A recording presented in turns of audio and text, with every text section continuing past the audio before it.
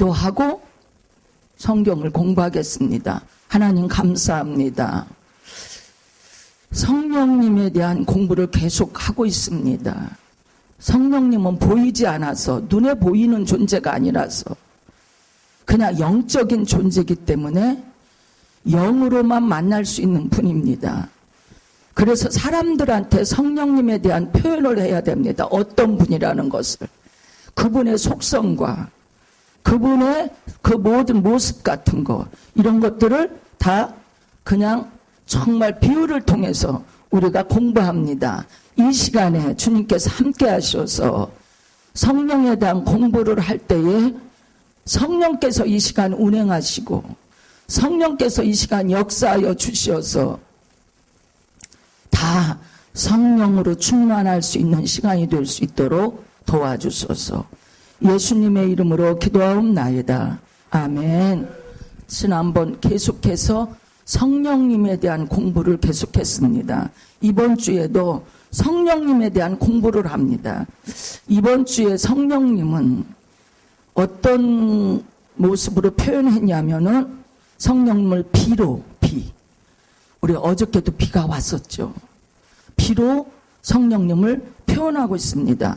그래서 비가 적당히 내리면 그냥 한없이 우리에게는 정말 축복이죠. 비가 적당히 내리면은 정말 모든 농산물들이 잘 되고 산에 있는 초목들이 다 잘 자라고, 그러면 이거는 사람들한테 유익을 갖다 주는데 비가 과하게 내린다. 그럼 이건 재앙이죠. 우리 쓰나미를 알잖아요. 무섭죠. 비가 많이 와가지고 그냥 산사태가 나고, 그러니까 저주가 될 수도 있고 축복이 될 수 있다. 그렇게 얘기하고 있습니다. 그래서 이거 보니까 동서고금에 있는 모든 종교들이 비가 많이 내리고 적당히 내리고 이런 것들을 신의 은총이다. 야, 하나님이 비를 적당히 내려주셔서, 아니면 다른 이방 종교도 그 소리예요. 아, 적당하게 비를 내려주셔서 정말 우리에게 놀라운 은혜와 복을 주시는 분이다. 그렇게 얘기도 하고, 이 비가 또 과하게 내리면 심판이잖아요. 심판. 그래서 비는 많이 내려도 안 되고 너무 안 내려도 안 되고, 그래서 비를 그냥 성령으로 비유를 했는데, 이럴 때는 우리가 비가 적당히 내렸을 때 성령의 은혜로 봅니다. 이건 신의 은총이 에레미야서 5장 24절에 보니까 어떤 때 신의 은총이라고 말할 수 있느냐. 너희 마음으로 우리에게 이른 비와 늦은 비를 때를 따라 주시며 우리를 위하여 추수 기한을 정하신 우리 하나님 여호와를 경외하자 말하지도 아니하니. 이제 에레미야서에 대한, 에레미야가 이스라엘 백성들이 정말 믿음으로 살지 않고 우상 숭배하고 해서 정말 하나님 떠나서 하나님을 인정하지 않는 거, 우리를 위해서 축복하시는데 하나님을 경외하지 않는다. 그래서 여기 보니까 이른 비와 늦은 비를 때를 따라 주시는 분이 하나님이다. 신의 은총이다. 이게 그거죠. 근데 여기에서 보니까 이른 비와 늦은 비, 이렇게 얘기하고 있어요. 이른 비와, 근데 우리는 이른 비 하면 봄이잖아요. 봄에 이른 비가 내려. 늦은 비는 가을이야. 근데 이 이스라엘은 거꾸로예요. 이른 비는 가을이고 늦은 비는 봄이에요. 그래서 여기 보니까 이른 비와 늦은 비를 때를 따라 주시는 분이다. 그러니까 이게 신의 은총이다.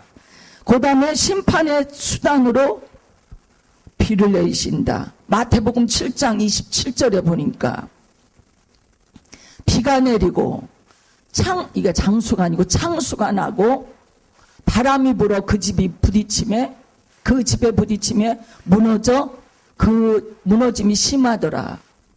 비가 내렸을 때, 바람이 불었을 때 그것이 적당한 비가 아니라는 거죠. 이때는 아주 심하게 비가 내렸을 때 무너진다.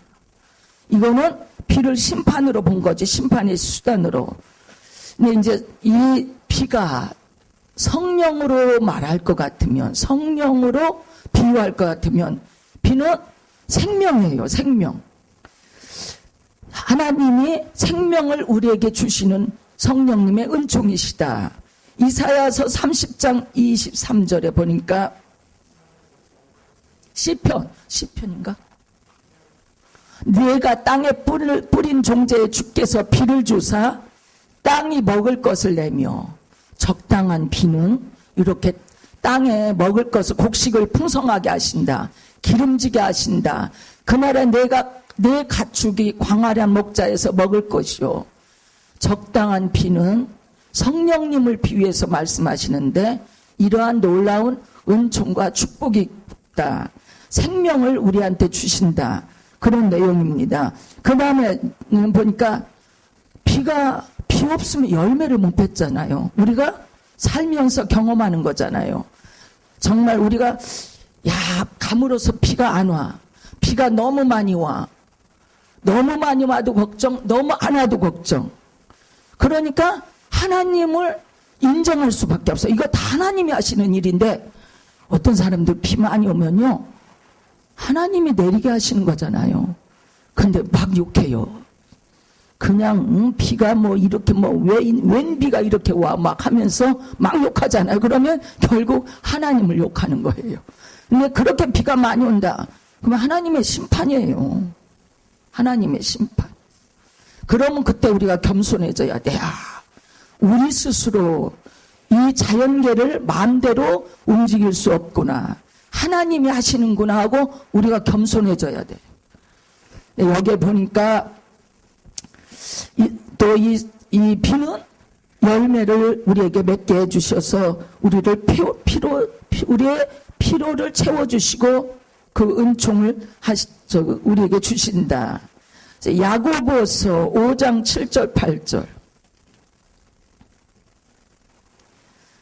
주께서 강림하시기까지 길이 참으라. 보라, 농부가 땅에서 나는 귀한 열매를 바라고 길이 참아 이른 비와 늦은 비를 기다리나니.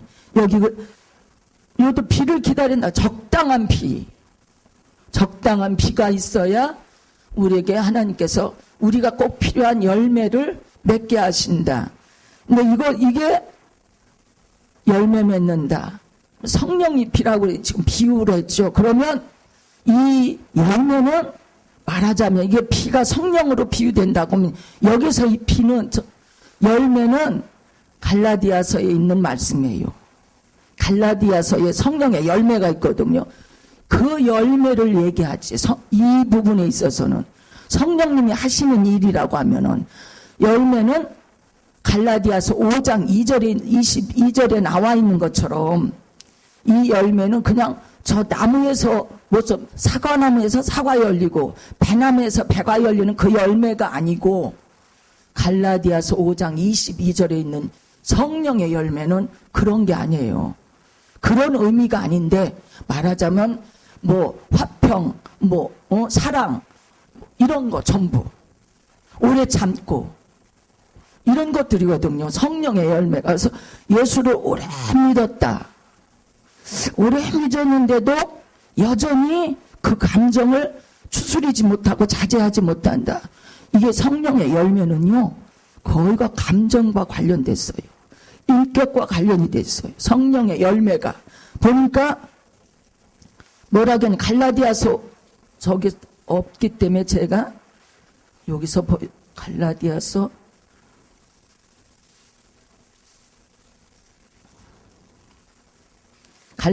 5장 22절 성령의 열매라고 해서 지금 성령에 대해서 공부하고 성령에 대한 비유로 지금 공부하고 있잖아요. 성령을 비로 표현했을 때 비가 적당히 내리면 정말 풍성하게 열매를 맺는다 했는데, 여기 보니까 성령의 열매가 사랑, 희락, 화평, 오래 참고, 자비, 양성, 충성, 온유, 절제. 이게 뭐하고 관련됐겠어요? 인격이에요. 인격. 성령의 열매는 인격이라는 거죠. 오래 참을 줄도 알아야 되고, 그리고 자비로울 줄도 알아야 되고, 온유해야 되고, 어떤 일을 절제 못하면 막 있잖아요. 중에 절제돼야 되고. 그러니까 마음과 관련됐어요. 성령의 열매는. 세상에 있는 나무에서 소출되는 그런 열매가 아니고 여기서 말하는 열매는 우리의 인격, 성격과 관련된 것이다. 오래 예수 믿었는데 여러분 중에는 아직 예수 믿은 지가 얼마 안 됐으니까 충분히 이해가 갑니다. 나를 절제하지 못할 때, 나와의 싸움에서 이기지 못할 때 그런 게 있는데 오래 예수 믿는데도 불구하고 자기를 절제하지 못한다. 그러면요, 한번 생각해 봐야 돼. 내가 예수를 지금 잘 믿고 있는지, 잘 믿고 있는지 생각해 봐야 돼요. 그래서 비를 성령으로 비유했을 때, 비가 내렸을 때 정말 우리의 마음밭이 얼마만큼 변화되느냐, 이걸 지금 얘기하고 있어요. 여기 보니까 이 지금 제가 불러준 게 다 성령의 열매가 다 내 마음하고 관련된 거예요. 마음하고. 여기 보니까 그렇잖아요. 다투지도 말라는 거예요. 화평해라, 사랑해라, 기뻐해라, 희락, 그리고 참을 줄도 알아라, 자비로워라, 양성, 주님 앞에 충성해라. 이게 다 마음하고 관련된, 인격과 관련된 거예요. 우리가 예수 믿었을 때 열매 맺는다는 건 내 마음, 내 인격이, 내 마음이 얼마나 변화되는가, 그게 바로미터예요. 예수 잘 믿었으면. 제가 우리 목사님 얘기해서 좀 그런데 계시니까 내가 불같은 성격이에요. 불같은 성격. 저는 민씨의 성격을 알아요. 불이야 완전히. 근데 본인이 무진 노력해요. 예수 믿는 사람은 이렇게 살아야 된다는 바로미터가 여기 있잖아요. 그러니까 무척 막 화나는 것도 스스로 누르고 좋은 말을 하려고 노력하고 변했어요. 지금 그래서. 그냥 불이었어요. 그 자체가 불이었거든요. 근데 완전히 바뀌었어요. 완전히 바뀌었거든요. 그러니까 오래 신앙생활하면 우리의 인격이 바뀌어요. 이렇게 성령의 열매를 맺어서. 그 다음에 보니까 이 또 성령님이 비는 씻어내잖아요. 막 비가 오랫동안 안 오니까 막 차가 너무 더럽더라고요. 지난주에 막 비가 억수같이 오니까 차가 깨끗해졌어요. 그냥 나무 가로수에 보니까 막 오래 비 안 오니까 막 이파리에 그냥 먼지가 껴는데 비 한번 싹 하면 깨끗이 씻어지잖아요. 비는 죄를 씻어줘. 죄를 씻어주는 역할을 해요. 그래서 디도서 3장 5절 6절. 디도서 3, 우리가 행한 바 의로운 행으로 말미암지 아니하고 오직 그의 긍휼하심을 따라 중생의 씻음과 성령의 새롭게 하심으로 하셨나니 우리 구주 예수 그리스도로 말미암아 우리에게 성령을 풍성히 부어주사. 성령을 풍성히, 비를 풍성히 부어주시니까 우리가 씻음을 받았다. 우리 죄악이 씻음을 받았다. 그게 그 말씀이에요. 지금 성령은 비라고 하면은 우리가 더러운 죄악이 다 씻겨진다. 더러운 죄가, 불의가 깨끗이 씻어진다. 그거를 말하고 있습니다. 그래서 죄를 우리가 씻을 수 있어요. 못 씻어요. 근데 보니까 도 닦으면 되는 줄 알아. 도. 어느 종교라고 얘기 안 해도 알죠. 도를 닦고 앉아 있어. 저 바위에 올라가서 막 이러고 도 닦는데 백날 도 닦아도 죄는 안 없어져. 죄가 안 없어져요.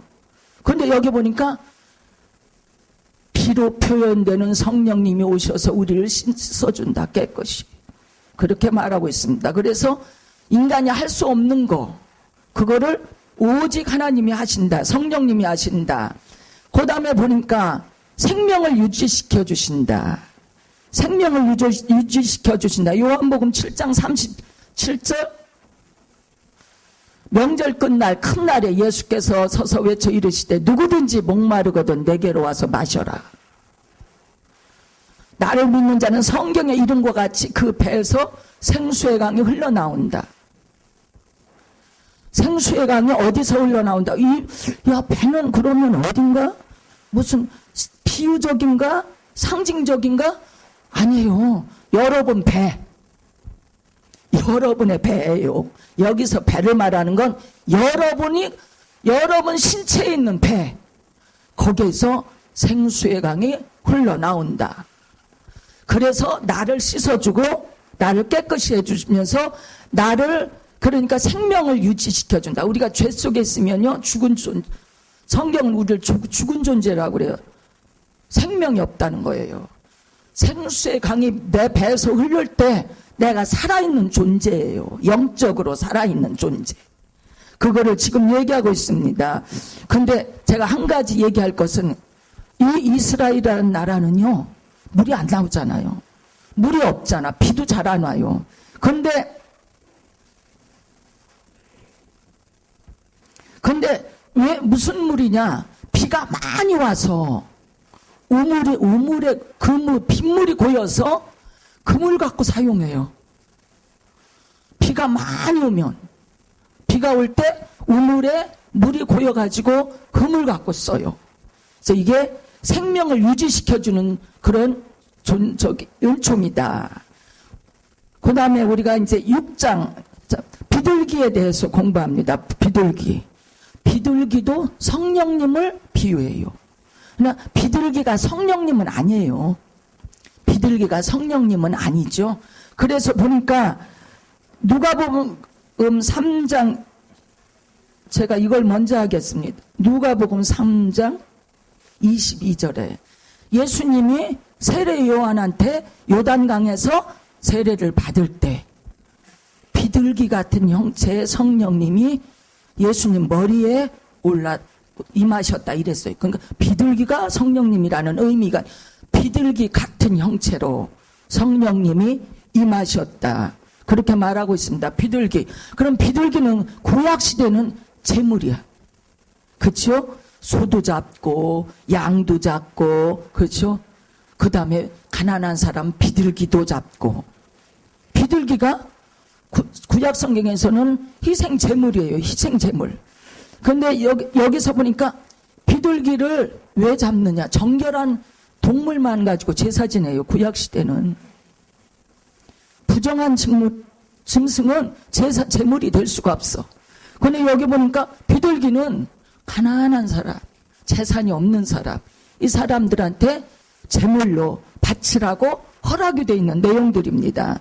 그래서 이 비둘기는 인간과 하나님 관계에 있어서 화목제물, 그런 제물 관계인데 이 비둘기가 말하자면은 이 시편 55편 6절 비둘기가 상징하는 것을 봅니다. 시편 55편 6절 나는 말하기를 만일 내게 비둘기같이 날개가 있다면 날아가서 편히 쉰다. 비둘기처럼 날개 있으면 나는 가서 편히 쉴 수 있겠다.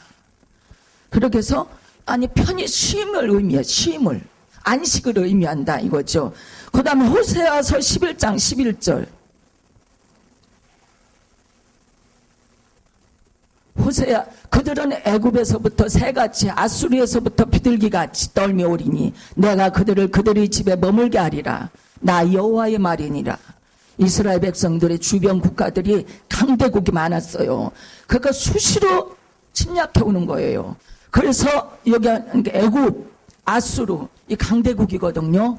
근데 거기서 날라와서 회복해서 그곳에 포로됐는데 다시 돌아와서 너희들을 편히 집에 쉬게 하겠다. 비둘기 같이 이렇게 말씀하고 있습니다. 그 다음에 보니까 마태복음 10장 16절에 마태복음 10장 16절에 보니까 보라 내가 너희를 보냄이 양같이 양을 이리 가운데 보냄같이 같도다. 그러므로 너희는 뱀같이 지혜롭고 비둘기같이 순결하라.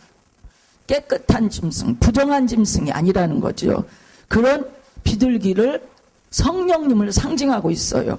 그래서 예수님이 세례 받으실 때 비둘기 같은 비둘기가 아니고 비둘기 모습을 한 성령님이 머리에 임하셨다. 왜? 구약시대 제물이었거든요. 그리고 순결한 부정한 짐승이 아니거든요. 그러니까 하나님께서 비둘기 모양으로 성령님을 보내주셨다는 것을 의미하고 있습니다. 기도하겠습니다. 하나님 아버지 감사합니다. 성령님에 대한 그 비유적인 것들을 다 지금 공부하고 있습니다. 주님이 함께 하셔서 이 시간에 성령으로 운행하시고 역사하셔서 우리의 심령 속에 머릿속에 다 성령의 기름으로 채워주셔서 말씀 듣고 새로워지고 은혜 받고 무장하고 돌아갈 수 있도록 인도하시옵소서. 이 세상은 이릿과 뱀들과 같은 세상이라고 했습니다. 이 세상에서 우리가 이길 수 있는 방법은 성령 받는 일입니다. 이 시간에도 강력하게 성령을 부어주셔서 성령으로 말미암아 충만해 줄 수 있도록 인도하소서. 예수님의 이름으로 기도하옵나이다. 아멘.